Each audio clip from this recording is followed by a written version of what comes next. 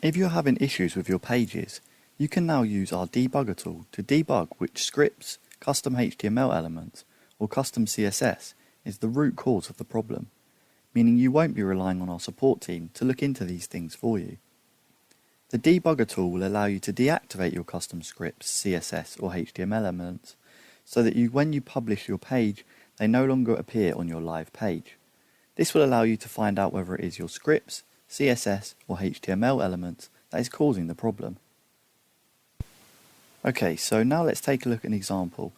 Here you can see I've got a custom script on the page which displays a message when I publish my page and view it. So I'm going to publish my page.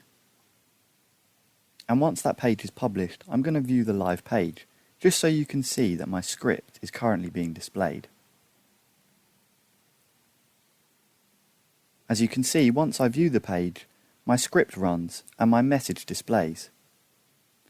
However, if I want to turn this script off using the Debugger tool to see if it's causing a problem on my page, I simply click Debug from the top toolbar, and I then turn the toggle for custom scripts off. Similarly, I can do this for CSS or HTML elements. Once I've done that, I just need to publish my page again.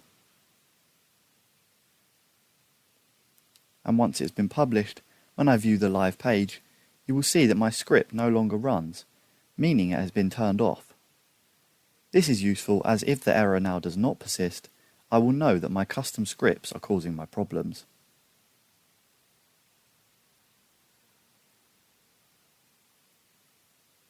As you can see, when I view the page, the script is no longer there.